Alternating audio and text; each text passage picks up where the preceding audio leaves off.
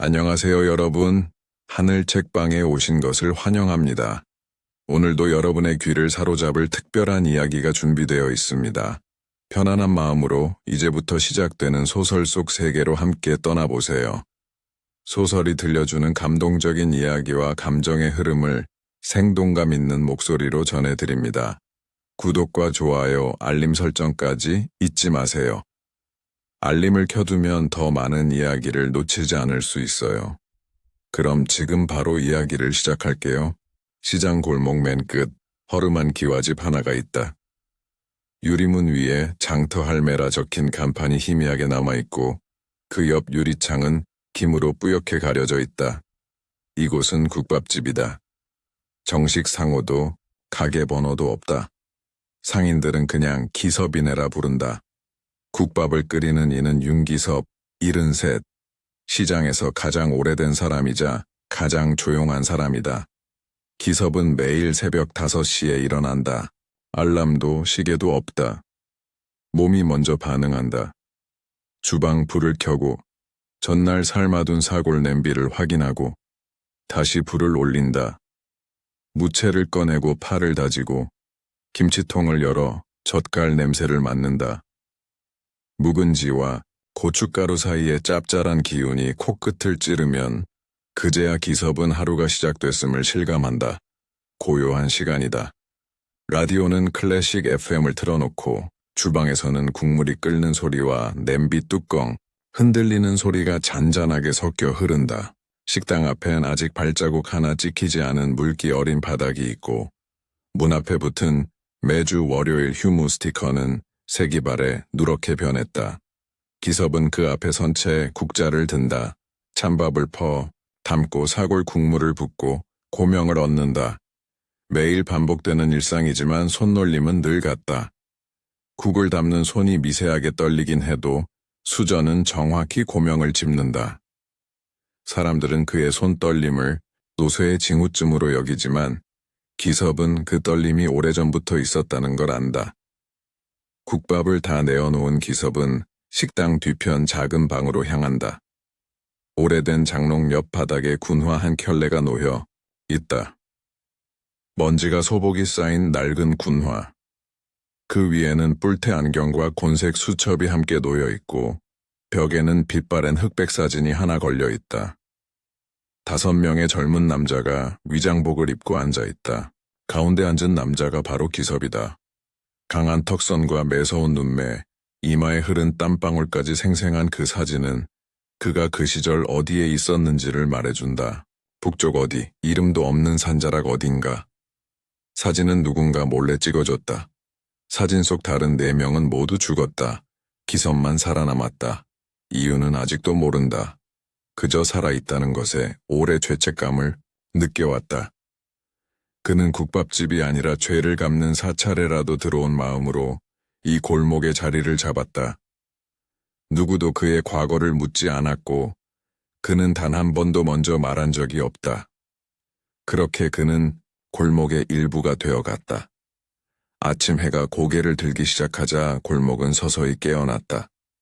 야채가게 정순 씨가 박스를 꺼내고 구두 수선하는 김 씨가 라이터를 켜며 담배를 문다. 마른 수건으로 유리창을 닦던 기섭은 문득 낯선 그림자를 봤다. 검은 양복 차림의 젊은 남자 둘. 깔끔하게 빗은 머리, 반짝이는 구두, 들고 다니는 서류 가방. 검은 양복의 남자들은 말없이 천천히 움직였다. 발소리도 조심스럽고 표정도 웃음기 하나 없이 무표정했다. 그들은 가게마다 들러 명함을 내밀었고 상인들은 당황한 얼굴로 명함을 받아들었다. 어떤 이는 고개를 흔들었고 어떤 이는 괜히 허리를 숙이며 눈치를 살폈다. 그 뒤를 따라 들어온 청년들은 투박한 점퍼 차림에 오토바이 헬멧을 들고 있었고 일부는 담배를 입에 문 채 웃고 있었다. 겉으론 평범한 배달기사처럼 보였지만 그들이 모이는 구석마다 묘한 긴장감이 번졌다. 포장마차를 접고 있던 국수집 할머니가 기섭에게 다가와 작게 속삭였다. 젊은 사람들이 명도 계약서를 들고 다니고 있다며 이 골목 전체를 개발 구역으로 만든다고 했다는 말과 함께 자신도 곧 나가야 할 것 같다고 불안한 표정을 지었다. 기섭은 대답하지 않았다. 그저 국밥을 휘젓던 손을 멈추고 할머니의 등을 토닥였다. 이 골목은 오래된 사람들의 삶터였다. 누구는 전세금도 없이 몇십 년을 장사했고, 누구는 이곳에서 결혼하고 자식을 키웠다. 기섭 역시 그렇다. 말없이 곁에 있었고 누구보다 묵묵히 오랫동안 지켜봤다. 그러던 그가 방 안으로 들어가 장롱 서랍 하나를 조심스럽게 열었다. 서랍 가장 안쪽엔 바랜 종이 봉투가 있었다. 봉투 안에는 한참 전 등기소에서 발급받은 낡은 등기권리증 한 장과 누군가 써준 보증인의 이름이 적힌 서류가 들어있었다. 기섭은 그것들을 천천히 펼쳐보며 잠시 멈췄다. 기억이 떠오르고 그 이름들이 하나둘 머릿속을 맴돌았다. 벽에 걸린 사진 속 남자들 중 한 명, 준식이라는 친구는 법을 공부했었다. 언제나 휴전선 근처에서 떠들어대던 그 말투가 귓가에 들리는 것만 같았다. 그가 죽던 날, 기섭은 아무 말도 할 수 없었다. 눈앞에서 터진 지뢰는 준식의 두 다리를 잘라갔고 기섭은 그의 마지막 비명을 듣고도 가만히 누워 있어야 했다. 탈출 신호가 올 때까지 아무도 구조하지 못했고 기섭은 살아남았지만 준식은 죽었다. 그 죄책감은 기섭의 삶 전체를 뒤덮었다.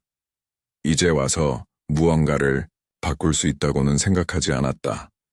다음 날 아침 시장 골목 입구에 붉은 현수막이 걸렸다. 개발협력사 주세경홀딩스와 함께하는 신시장 프로젝트 계약 우선 안내 중. 상인들 사이에 웅성거림이 이어졌고 시장 이장은 골목을 돌며 계약을 종용했다.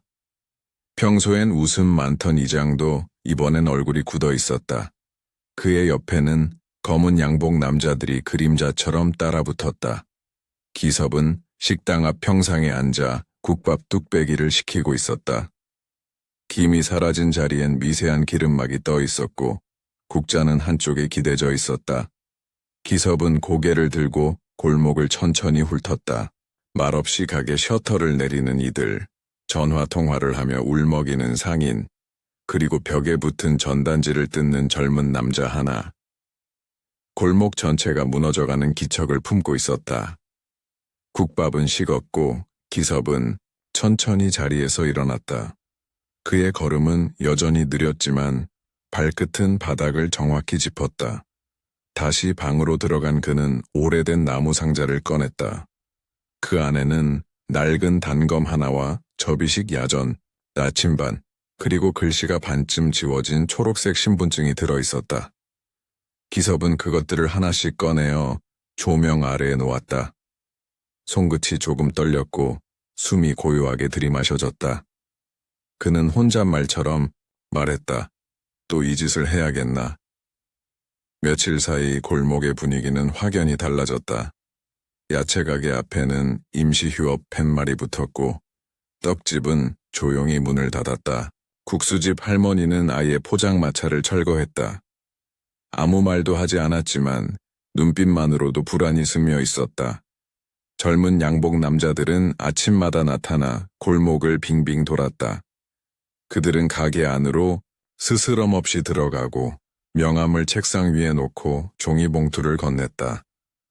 그 봉투 안에 뭐가 들었는지는 아무도 입 밖에 내지 않았지만 모두가 짐작할 수 있었다. 시장 이장은 갈수록 눈치를 살피며 조심스레 움직였다. 가끔 상인들 모르게 혼자 그들과 대화하는 모습도 포착됐다. 누가 먼저 넘어갔는지는 중요하지 않았다. 중요한 건 누가 남았느냐였다. 기섭은 여전히 국밥을 끓였다. 대파를 다지고 고추장을 풀고 사골 냄비 위에 손을 얹는 일상이 이어졌다. 그러나 손끝은 더 이상 무감각하지 않았다. 그는 이제 매일 아침 작은 수첩에 무언가를 적기 시작했다. 몇 번 다녀간 양복 차림의 수, 시간대, 따라붙은 청년들의 수, 이장의 동선까지 마치 군 시절 정찰 보고서처럼 정리된 메모였다. 그러던 어느 날 기섭의 가게에 그들이 들어왔다. 양복 차림의 남자 둘, 그리고 청년 하나. 남자 중 하나는 웃는 낯으로 인사했다. 국밥 한 그릇 되죠? 기섭은 고개를 끄덕이고 자리를 안내했다. 그들은 말없이 국밥을 먹었고 한참이 지난 뒤 봉투 하나를 내밀었다. 시장 전체가 곧 바뀝니다. 이 가게도 예외는 아닙니다. 미리 정리하시면 좋습니다. 기섭은 아무 말 없이 봉투를 바라보다 그대로 되돌려줬다. 그중 하나가 짧게 웃으며 수저를 내려놨다. 이런 식이면 곤란한데요. 나이도 있으시고 다치면 오래 갑니다. 그 말은 협박이라기보다는 경고처럼 들렸다. 그들은 자리에서 일어났고 청년은 퇴장하면서 일부러 숟가락을 바닥에 떨어뜨렸다. 쇳소리가 크게 울렸다. 그들은 문을 열고 나가며 문틈 사이로 기섭을 흘겨보았다. 기섭은 아무 말도 하지 않았다. 다만 그가 떨리는 손으로 숟가락을 주우려다 멈춘 순간 그 속에 묻힌 감정은 결코 약한 것이 아니었다. 그날 밤 시장 골목 한켠에서 사고가 났다. 노점 구석에서 잠자던 상인 하나가 의식을 잃은 채 발견되었고 가게 유리창이 깨져 있었다. 경찰은 단순한 취객 소란으로 사건을 정리했다. 그러나 상인들은 알았다. 누가, 왜 그런 짓을 벌였는지를. 아무도 말하지 않았지만 모두가 눈을 피했다. 다음 날 아침, 기섭은 더 이상 식당 앞에 평상을 내놓지 않았다. 대신 조용히 문을 걸어 잠그고 방으로 들어갔다. 그는 장롱 속 군화를 꺼내 먼지를 털고 단단히 끈을 묶었다. 단검은 허리춤 안쪽에 숨겼고 외투 안주머니에는 나침반과 작은 수첩을 넣었다. 벽에 걸린 사진을 한참 바라보던 그는 낮게 중얼거렸다. 그래, 이건 경고다. 내 식으로 돌려줘야겠지. 기섭은 새벽 3시에 눈을 떴다. 알람을 맞춘 것도 아니었고 밖은 아직 어둠에 잠겨 있었지만 오래된 몸은 예민하게 깨어났다. 아무리 조용히 숨죽여 지내려 해도 이 감각은 버릴 수 없었다. 몸은 이미 움직일 준비가 되어 있었고 머리는 오래전 기억 속으로 빠져들기 시작했다. 그는 뒷방 책상 서랍에서 낡은 지도 하나를 꺼냈다. 축소된 위성사진 위에 송글씨로 무언가가 표기되어 있었다. 경계선, 탈출 루트, 매복 예상 지점. 당시엔 목숨을 걸고 외웠던 정보들이었고 지금은 그것들이 의미 없는 흔적처럼 보였다. 하지만 그의 눈엔 여전히 또렷했다. 그는 한동안 지도를 바라보다가 서랍 안쪽에서 봉투 하나를 꺼냈다. 문서 가장자리는 누렇게 발에 있었고 검은 먹선은 번져 있었다. 그 아래에는 동기들의 이름이 적혀 있었다. 송준식, 박철수, 나상원, 김재욱. 그리고 맨 마지막에 윤기섭. 그는 이름 하나하나를 손끝으로 짚으며 오래전 사건을 떠올렸다. 1979년 겨울 북방작전 중수색대 전원이 적의 매복에 걸렸다. 적은 예상보다 훨씬 많은 병력이었고 눈보라 속에서 전우들은 하나둘 쓰러져 갔다. 기섭은 정찰병이었고 가장 앞에서 움직였다. 총성보다 먼저 들려온 건 준식의 고함이었다. 그는 다리를 다쳐 움직이지 못했고 상원은 끝까지 돌아가려 했지만 지시불복종으로 간주될까 두려워 멈칫했다. 결국 기섭은 지휘관의 명령대로 나머지 셋을 버리고 단독 탈출했다. 구조된 뒤 보고서에는 임무 수행 후 고립된 대원을 구하지 못함이라는 말 한 줄로 정리되었다. 그날 이후 그는 살아남았다는 사실이 고통이 되었고 조용히 뒷골목으로 숨어들었다. 누가 죽였는지도 모를 친구들, 아무도 기억하지 않는 작전, 기섭은 그것을 등에 지고 살았다. 그렇게 40년이 지났다. 그는 군인의 삶에서 시장 상인의 삶으로 갈아탔지만 피로 각인된 생존 본능은 결코 사라지지 않았다. 그의 걸음걸이, 말수, 손놀림 하나까지도 훈련된 자의 그것이었다. 사람들은 그저 나이든 노인이 느릿하게 국밥을 푸고 있다고 생각했지만 기섭은 언제나 주변을 살폈고 움직임을 기록했고 변화를 감지했다. 며칠 전 국수집이 철거된 자리에 헬멧 청년들이 밤마다 서성이던 것도 그는 알고 있었다. 구두 수선집에 불이 나고 야채 가게 앞벽에 누군가 뱉은 담배 자국이 연달아 생긴 것도 파악하고 있었다. 이제 기섭은 기다리기로 했다. 상대가 먼저 들어오길. 그리고 그 순간 자신이 예전처럼 실패하지 않기를. 그는 다시 가게 안으로 들어가 조용히 문을 닫고 냉장고 뒤에 숨겨둔 작은 금속 상자를 꺼냈다.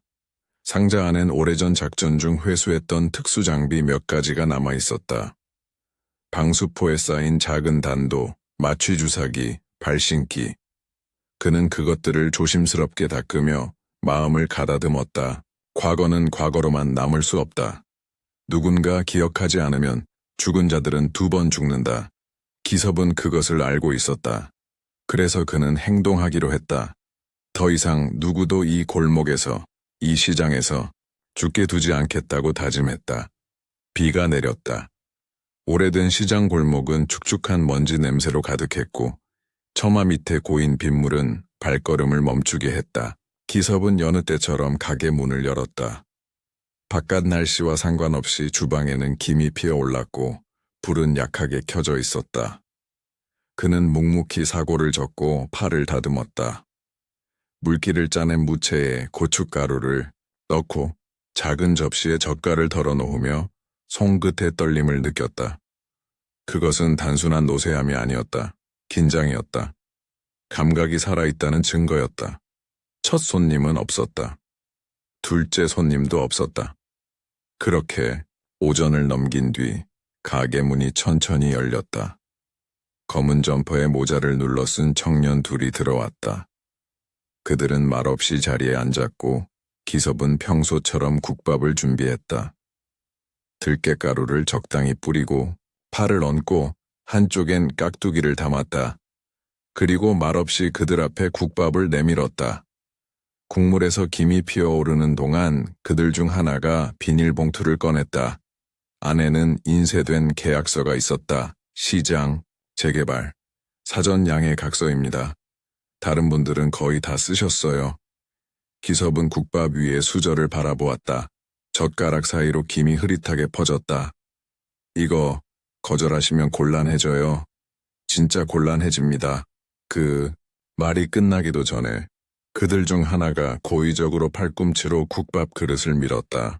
뚝배기가 쓰러졌고 국물이 흘러내리며 접시가 깨졌다. 기섭은 한참을 바라보다 허리를 숙여 조각난 그릇을 조심스럽게 주었다. 두 청년은 비웃듯 한마디 덧붙였다. 국밥집 하시는 분이 청소는 잘하시네요. 그들은 웃으며 나갔고 바닥엔 깨진 조각과 국물이 엉켜 있었다. 기섭은 천천히 수건으로 그것을 닦았다. 바닥을 쓸며 그의 눈은 조금씩 달라지고 있었다. 고요하되 싸늘했고 오래된 밤을 꿰뚫던 시선이 되살아났다. 그날 저녁 기섭은 뒷방문을 걸어 잠그고 작은 나무 상자를 꺼냈다. 상자 안에는 오래전 봉인했던 군장품이 들어있었다.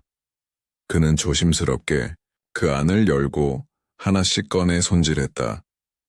낡은 단검은 무뎌졌지만 여전히 단단했다. 벨트 안쪽에 고정할 수 있도록 수선했고 나침반은 방향을 정확히 가리켰다. 그는 검은 외투를 꺼내 입고 등 뒤에 얇은 보호판을 넣었다. 마치 예전처럼 작전에 나서기 전에 조용한 준비였다. 밤이 되자 그는 문을 열고 밖으로 나갔다. 비는 그쳤고 골목은 축축한 정적에 잠겨 있었다. 구두 수선집 근처 불이 꺼진 간판 옆에서 두 청년이 술을 마시고 있었다. 그들은 기섭을 못 본 척했지만 기섭은 천천히 다가가 섰다. 청소 잘한다고 했지. 그 말은 낮게 떨어졌고 다음 순간 땅에 무언가가 부딪히는 소리가 났다. 짧고 굵은 비명, 술병 깨지는 소리 그리고 고요. 기섭은 걸음을 멈추지 않았다. 그는 그대로 시장 골목 끝까지 걸어갔고 새벽이 올 때까지 돌아오지 않았다. 다음 날 아침 그 구역에는 깨진 병과 피 자국이 남아 있었다. 경찰이 왔지만 누구도 목격하지 않았고 피해자는 입을 다물었다. 시장 사람들은 말없이 가게 문을 열었고 기섭은 다시 국밥을 끓였다. 평소와 같은 아침. 하지만 누구도 그날 이후로 기섭의 눈을 똑바로 바라보지 못했다. 아침 6시 시장 골목 초입에 경찰차가 멈췄다.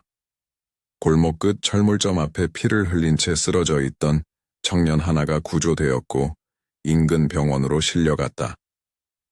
얼굴은 퉁퉁 부어 있었고 갈비뼈가 부러졌다는 소문이 돌았다. 경찰은 폭행 사건이라며 주변을 조사했지만 CCTV엔 흐릿한 그림자 하나뿐이었다.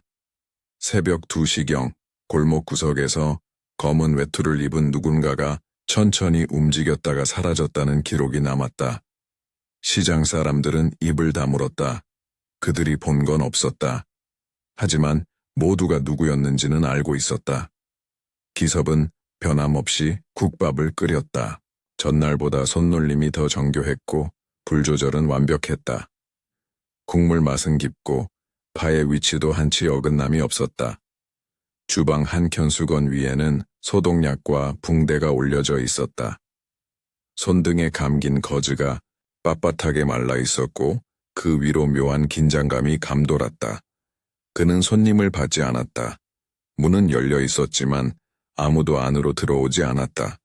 대신 가게 앞 평상 위에 조용히 컵라면 하나와 과자 봉지가 놓였다.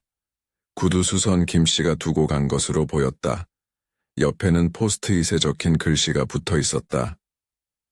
누가 됐든 고맙소. 기섭은 그것을 읽고 천천히 종이를 접어 주머니에 넣었다. 아무 말도 하지 않았지만 입꼬리가 아주 조금 올라갔다. 그는 다시 주방으로 들어갔다. 창문을 닫고 라디오를 끄고 주방 불을 낮췄다. 전기밥솥을 껐고 가스 밸브도 잠갔다. 오늘은 장사를 하지 않기로 마음먹었다. 해가 기울기 시작할 무렵 기섭은 외투를 꺼내 입고 검은 모자를 눌렀었다. 주머니 속에는 단검과 접이식 막대가 들어있었다.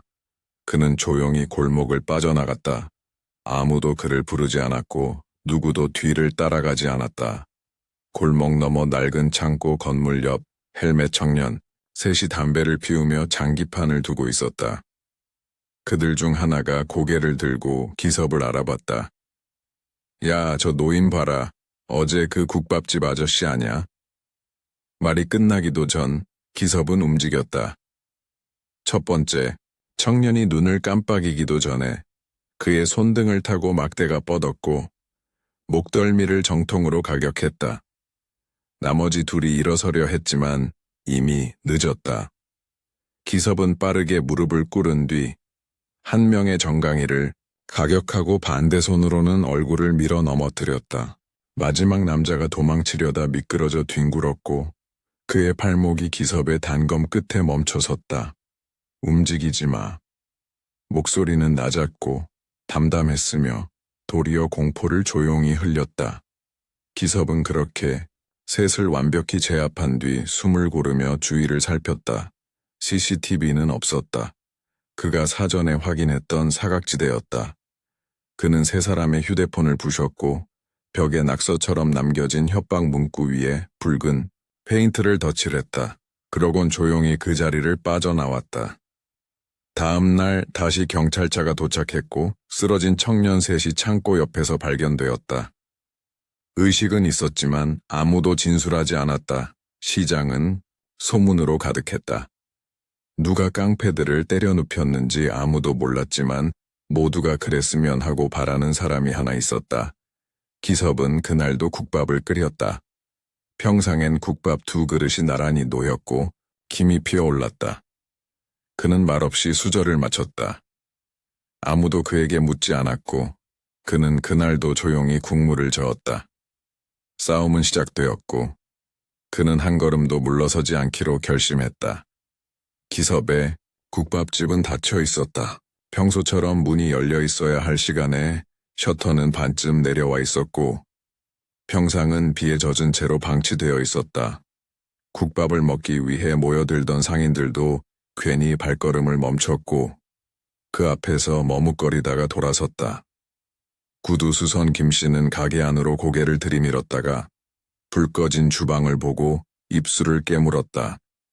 전날 밤의 소문은 이미 퍼져 있었다. 깡패 셋이 처참하게 당한 채 창고 뒤에서 발견됐고 누구의 소행인지는 모르지만 시장 골목 사람들 사이에선 이미 입을 맞춘 듯 했다. 아무도 말하지 않았고 아무도 질문하지 않았다. 경찰은 다시 골목에 들어왔고 양복 차림의 젊은 형사들이 몇몇 가게를 돌며 묻기 시작했다. 기섭을 마지막으로 본 사람이 누구냐고, 그의 평소 행적을 알고 있느냐고. 그러나 돌아오는 대답은 모두 같았다. 몰라요. 조용한 분이었죠. 기섭의 방 안은 정리되어 있었다. 군화는 사라졌고 옷장은 비워졌으며 작은 서랍 안엔 수첩 하나만 남아있었다. 경찰이 펼쳐본 수첩에는 깨알 같은 글씨로 날짜와 시간, 인물들의 동선이 기록되어 있었고 일부는 지도까지 그려져 있었다. 형사는 메모를 보며 말했다. 이건 작전 보고서야. 일반인은 이렇게 안 써. 그는 기섭의 과거 기록을 조회했다. 놀랍게도 공무원 연금 수급자였고 퇴직 직후는 기밀로 분류되어 있었다. 주소지는 오래전부터 이 국밥집이었고 출입국 기록도 병력 기록도 전부 흔적 없이 정리되어 있었다. 국가의 보호 대상이면서 동시에 국가로부터 지워진 존재. 형사는 기섭이 단순한 노인이 아니라는 사실을 직감했고 문서를 들고 경찰서를 빠져나왔다. 그 시각 기섭은 골목 근처 공터의 벽에 기대 앉아 있었다.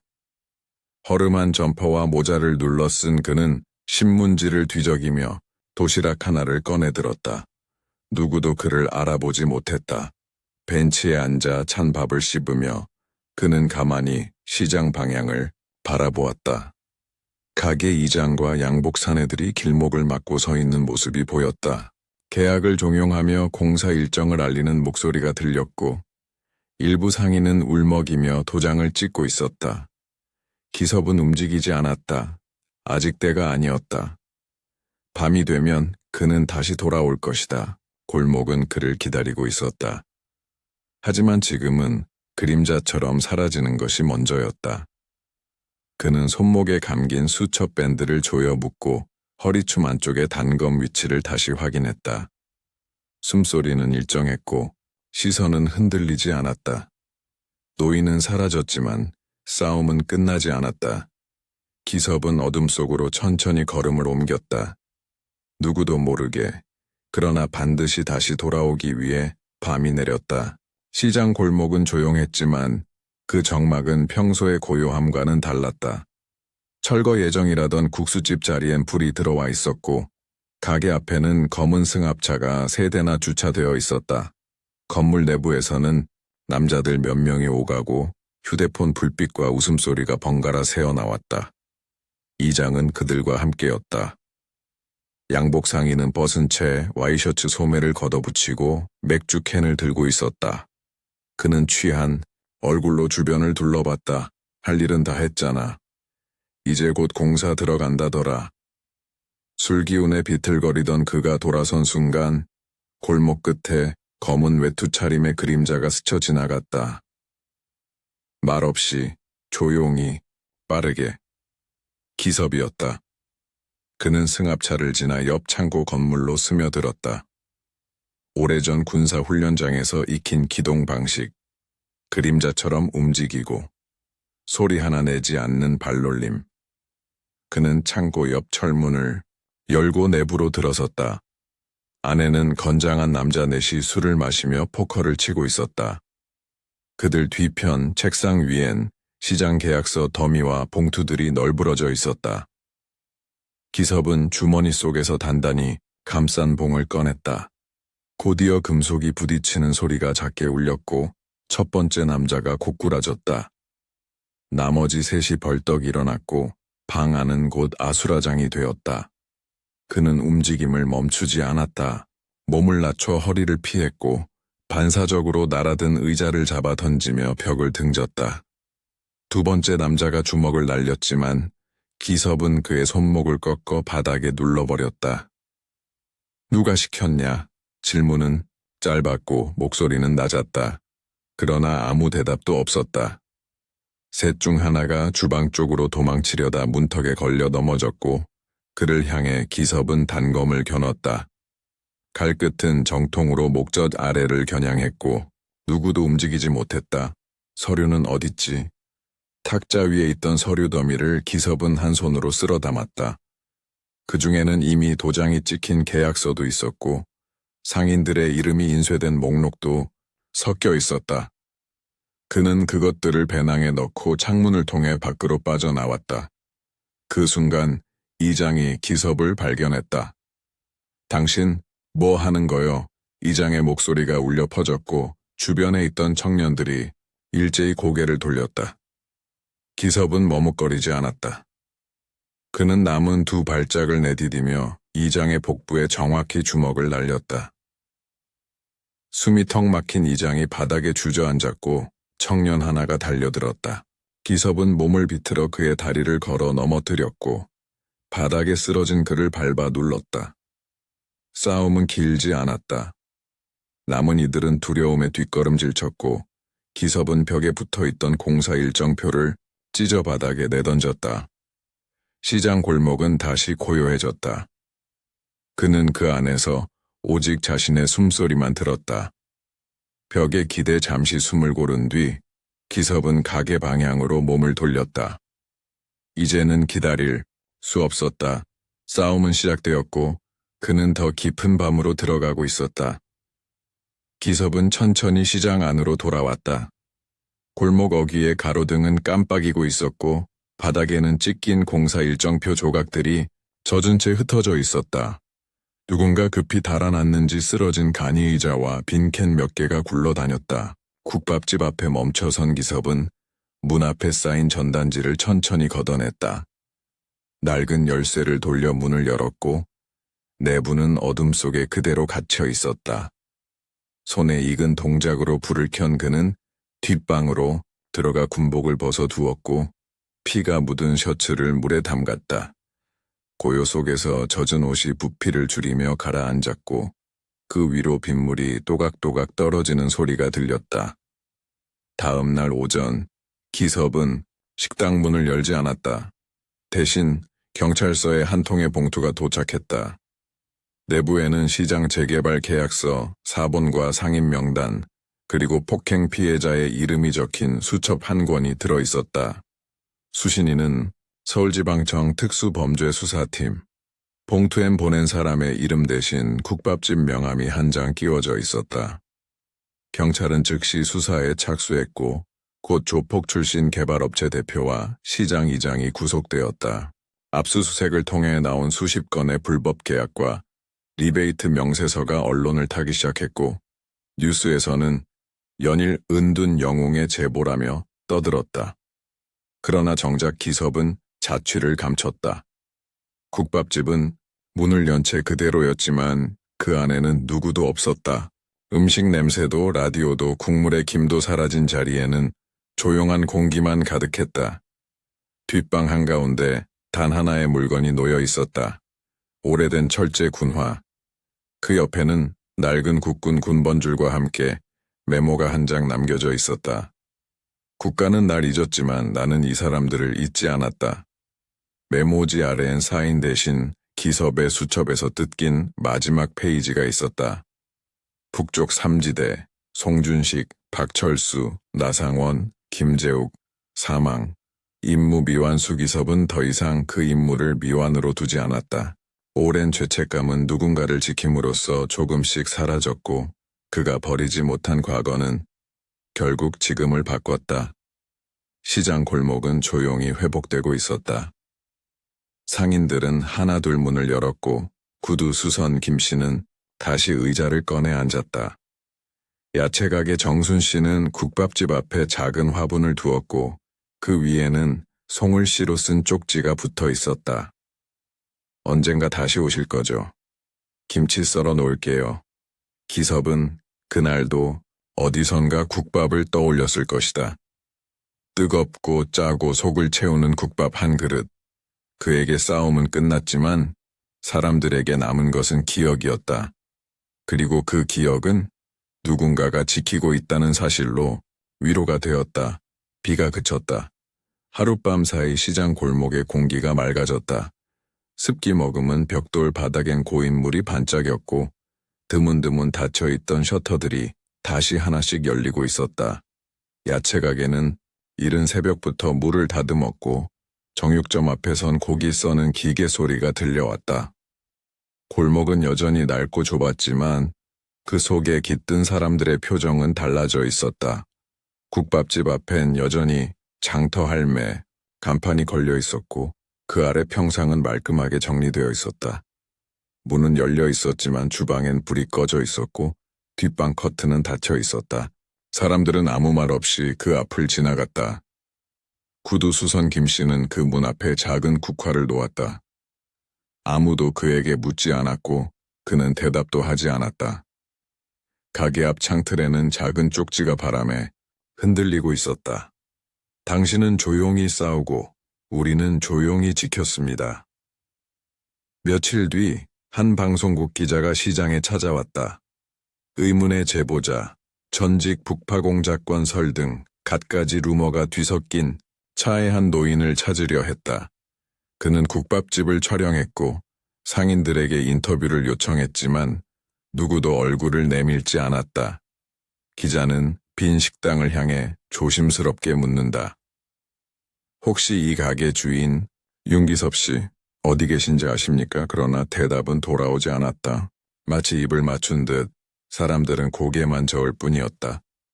방송은 결국 몇 초짜리 짧은 뉴스 클립으로 끝났다. 그러나 그 장면 하나는 오래 남았다. 주방 안, 벽 한쪽에 걸린 흑백 사진, 위장복을 입은 5 남자가 나란히 서 있는 모습. 가운데 선 남자는 날카로운 눈빛을 하고 있었고 이마에 땀이 맺혀 있었다. 그리고 그의 뒤편 작은 못 하나에 철제 군화가 걸려 있었다. 시장 골목에는 시간이 흘렀다.